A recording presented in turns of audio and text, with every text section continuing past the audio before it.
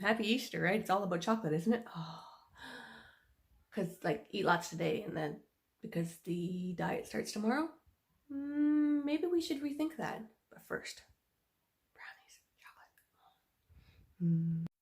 Hi, happy Easter. For me, growing up, we didn't do all the big Easter presents and all the Easter egg hunts and all that. But church, the Bible, the real message, and then chocolate, treats, and a family gathering.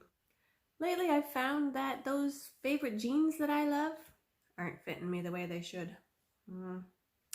Part of it's laziness. Part of it's eating bad stuff. Part of it's just being so busy and not prioritizing. So I cleaned out the freezer, got rid of some of those bad habits, rethinking things. Gonna go do my grocery list according to what's healthier. You can declutter all the bad stuff out, and you can, make good ideas and promises to myself that I'm gonna do these good things, but let's be honest, the diet doesn't work. Depends on who you are. Maybe decluttering the bad stuff and adding in a good habit, trading out bad for good, and learning a few things is what you need to do.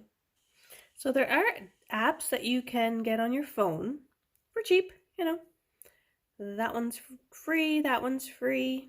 Depends on what kind of phone you have. And it's quite amazing what these all can have in them. You can set your goal, do calorie focus, these are all paid ones, but I did learn a lot just from using this. So obviously calorie focus is the only one that I'm going to be allowed to use on here, unfortunately. So they have some, interesting information that you can, trainers, it's, whether it's worth it or not. The food diary, let's see. You can choose what your goal is. Now, since I said I wanted to lose like half a pound a week, to put my goal down from, the normal 2,000 down. So you're going to put in what you eat, but when you exercise, it's going to kind of give you as more calories that you're allowed to use. If you're exercising more than what you're eating, it tells you, hey, you can eat more, because you got to do good. You add your breakfast, your snacks, your lunch, snack, supper, snack, exercise, and how much water. See, you tell how much you want to do. Found, you can write in different things that you're doing. I thought that was really cool.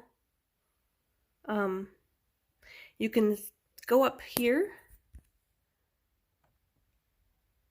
and change your settings. Once you're in the item, you can create foods. You can, these are the things I like to eat. Yep, that's how many calories. You can scan the items with this little barcode. Scan it and find out how many calories and the nutrition that it has to it. All the things that I was scanning and I eat, it gives them free information, but it kind of gives me, what I'm eating, what's good, what's bad, what I need. Oh, there we go. Happy Meal. It does give you your, how many calories, how many carbs, fat, and protein. You can change how many serving sizes, how much your serving size is. You did the check mark and say, yep, I ate that, and then there it's added. You can look at the nutrition, which I thought was really cool. And it tells me, carbs, fat, and protein, how much your goal is. You can analyze the foods, what's in protein.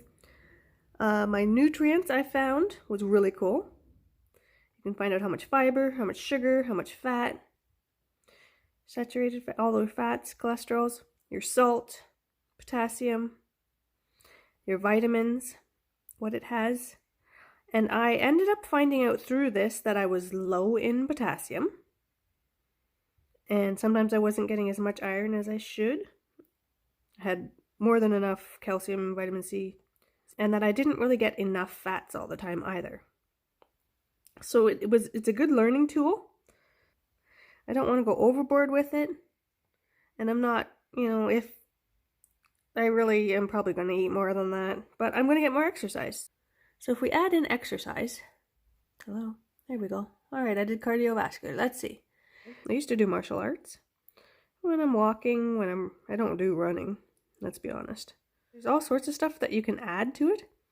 It really does make a difference. And now you'll look and it says I used up 92 calories in exercise, so, and then I had that food. Since I haven't hit the exercise enough of that time period, so in a day it's going to add in actually how much, just from breathing and existing, how much exercise. But if I was to say I did all sorts of exercise,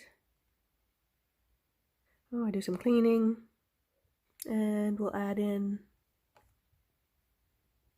if I was to add in a whole bunch,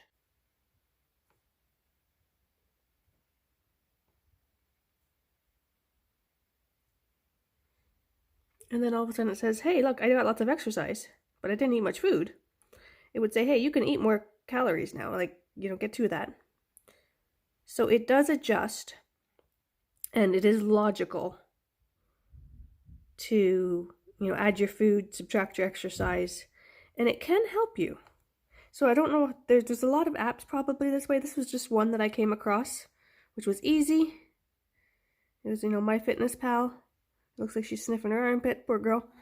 Even if I use stuff from my garden, if I could find it at the grocery store to scan the barcode, I did. So that was a free app that I used, and I know there's many more that you can use on your phone. I do have a Fitbit that tells me my exercise and my sleep patterns, and it helps a lot too. So there are free things and there are paid things that you can do to keep yourself more accountable for your activities and your eating habits. And it doesn't have to be a huge change, because most of the time we find that's not sustainable. Just learning where I was going wrong and some of the stuff I knew I was doing wrong, a good reminder to keep myself more accountable, made a big difference. I slowly cut out the extra treats and the extra junk food and the things, extra sugars that I really made a difference to show me that I don't have to, people go, oh, I'm only going to eat so many calories. And then you're putting yourself in starvation mode, or your body's just angry with you and you're craving things. So that there showed me, okay, I'm not getting enough potassium, so I added in a couple kiwis a week. Being low in that mineral can affect other things. That healthy balance, especially if you're just learning about changing your eating habits and new things. If you're not sure of how much exercise really is useful and helpful, or you want to just slowly go, there are programs, Couch to 5K. I mean, I'm never going to be a runner because obviously I can't with my injury, but it can get you incrementally getting more exercise from being the couch potato to somebody who actually might walk a 5K or jog or even be a runner. There's so much available now to be helpful that if you really want it, you can do it. Declutter some of the foods that aren't working for you slowly. Declutter those mental blocks and things that are telling you that you can't or you have to be perfect, because I'm still okay shape. I just know my jeans are getting tight and I'm going to have to go through them. So watch for that video, because I know when I get bigger than that, I'm mentally, emotionally down on myself, but I'm also very physically having more troubles. And I don't feel as good. And it creates a nasty cycle of feeling worse because I'm not taking good care of myself. See what cheap, free, easy things are going to work for you. There's yoga videos online that I'm going to be doing and enjoying. It doesn't have to be all or nothing.